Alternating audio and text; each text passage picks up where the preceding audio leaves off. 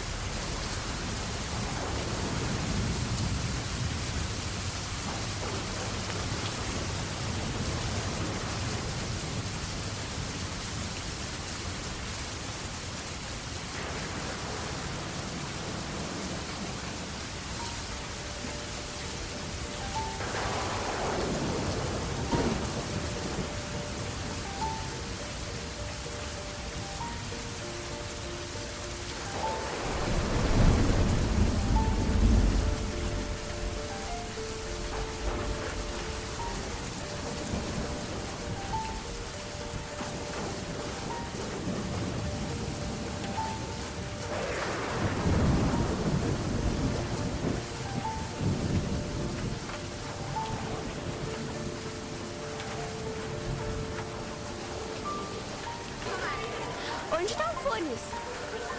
Quero falar com o Funes. Eu preciso falar com o Funes. Funes, quero falar com o Funes. Funes tá aí? Meu amigo Funes, onde está você? Funes, homem memorioso.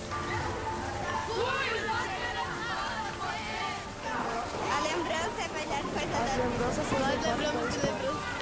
As lembranças são pra sempre. Nós temos lembranças. Tenho medo de acordar. São pra sempre? Lembrar pra mim é deixar que o tempo construa a festa. Passado. Felicidade, memória viva. Esquecer. Dor. Eu tenho medo de um sonho. Lembrar para mim é contar a minha própria história. Lembrar pra mim é não permitir que a vida passe. E o que faz pela verdade, em uma outra metade. Por entre frestas de um setembro A já metade gasto, do tempo o meu foi em tempo vão. se faz passar. Tantas lágrimas, tantos sonhos, que ficaram pela metade. Tantas vidas se São perderam. 4 horas, a metade de 8 dias, que completam 2 décadas de tanto. Do outro lado, uma vida sem tréguas. Uma noite, 2 cidades. O meu amor ficou na metade de lá. Que saudade dos teus conselhos. Senti vontade de ir lá te pegar, escrever nas A paredes cada antigas, tarde de ou um dia traição, juntar, a cada as duas tarde metades de regressão, a cada A tarde de melhor solidão, lembrança a foi cada quando tarde de resolvi me desilusão. apaixonar e esquecer. A luz um dia voltas. E a minha vontade é viver de A um cada passado dia o tempo que mais agora curto, a cada dia espero muito mais, As a horas, cada dia o mais tempo, separações, a dor. a cada dia E quem espero muito quiser mais. O entender silêncio é a bem medida certa do tempo. Estou silêncio é a sozinho. medida Em meu certa do quarto, teu. escrevendo. Estou o que me sozinho. sufoca e Em meu transtorna. quarto A cada Escrevendo madrugada o que me fria sufoca e o fio da transtorna. navalha. A cada madrugada fria e o fio da navalha. A cada madrugada Você me lenta deixou, e o fogo sem no saber mais coração. quem eu sou. A cada Então madrugada consegui morta, quando para a respiração.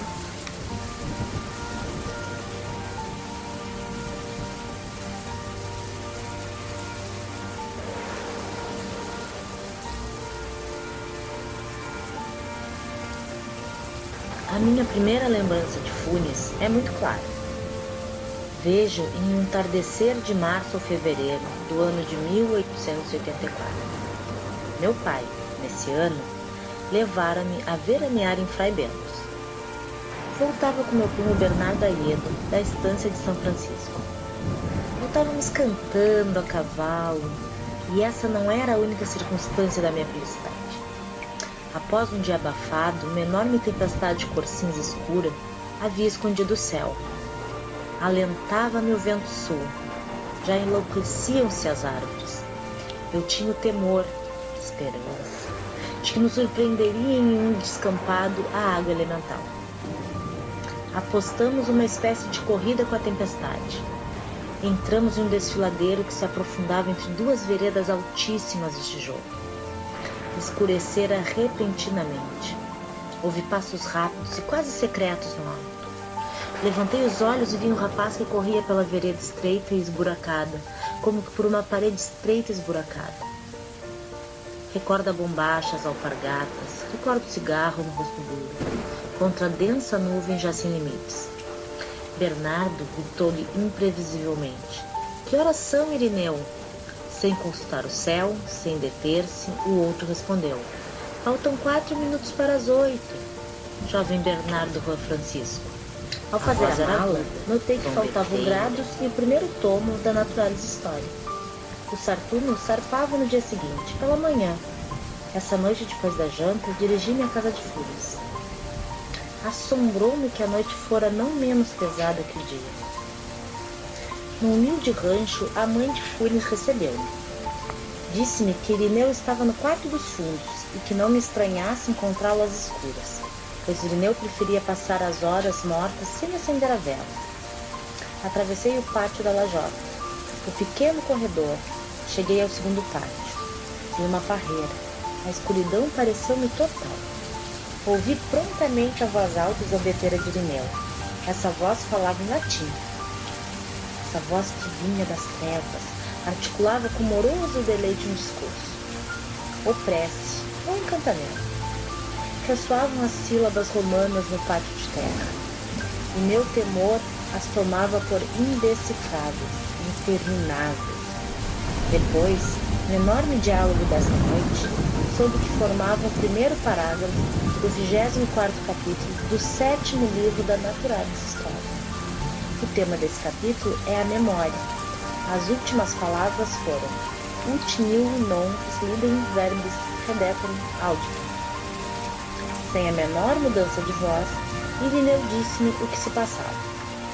Estava na cama, fumando. Parece-me que não vi o seu rosto até a aurora.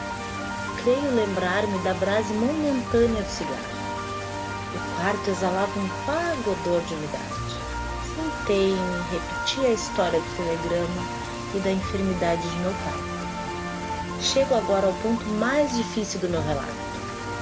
Este é bem verdade que, já o sabe o leitor, não tem outro argumento senão esse diálogo que há já meio século. Não tratarei de reproduzir as suas palavras irrecuperáveis agora. Prefiro resumir com veracidade as muitas coisas que me disse Irineu. O estilo indireto é remoto e débil. Eu sei que sacrifico a eficácia do meu relato. Os meus leitores imaginem os períodos entrecortados que me abrumaram essa noite. Nós percebemos 3 taças em uma mesa. Funes, todos os brotos e cachos e frutas se encontravam em uma parreira. Sabia as formas das nuvens austrais do amanhecer de 30 de abril de 1882 e podia compará-los na lembrança às dobras de um livro, em pasta espanhola, que só havia olhado uma vez, e as linhas de espuma que o remo levantou no Rio Negro, na véspera da ação do quebrado. Essas lembranças não eram simples. Cada imagem visual estava ligada a sensações musculares, térmicas, etc. Podia reconstruir todos os sonhos, todos os entre-sonhos. 2 ou 3 vezes havia reconstruído o dia inteiro. Não havia jamais duvidado. Disse, mas cada reconstrução mais lembranças tenho eu dia inteiro do que todos os homens tiveram, desde que o mundo é mundo. E também, meus sonhos são como a vossa vigília, e também até a aurora. Minha memória, senhor, é como um depósito de lixo, uma circunferência e um quadro negro, um triângulo retângulo, um losango. São formas que podemos intuir plenamente. O mesmo se passava a Irineu, com as tempestuosas crinas de um potro, com uma ponta de gado em uma coxilha, com o fogo mutante e com a cinza inumerável, com as muitas faces de um morto em um grande velório. Não sei quantas estrelas via no céu. Essas coisas, me disse, nem então nem depois coloquei-as em dúvida. Naquele tempo não havia cinematógrafos, nem fonógrafos. É, no entanto, verossímil e até incrível que ninguém fizera um experimento com Funes. O certo é que vivemos postergando todo o postergado. Talvez todos saibamos profundamente que somos imortais e que mais cedo ou mais tarde todo homem fará todas as coisas e saberá tudo. A voz de Funes, vinda da escuridão, seguia falando. Disse-me que em 1886 havia elaborado o sistema original de numeração e que em muito poucos dias havia ultrapassado 24.000. Não o havia escrito, porque o pensado, uma vez, já não podia desvanecer. Seu primeiro estímulo, creio, foi o descontentamento de que os 33 uruguaios requeressem dois signos e 3 palavras, um lugar de uma só palavra ou a receosa claridade da madrugada entrou pelo pátio de terra. Então vi a face da voz que toda a noite havia falado. Irineu tinha 19 anos, havia nascido em 1868. Pareceu-me tão monumental como o bronze, mais antigo que o Egito, anterior às profecias e às pirâmides. Pensei que cada uma das minhas palavras, cada um dos meus gestos, perduraria em uma implacável memória. Entorpeceu-me o temor de multiplicar trejeitos inúteis. Irineu Funes morreu em 1889 de uma congestão pulmonar.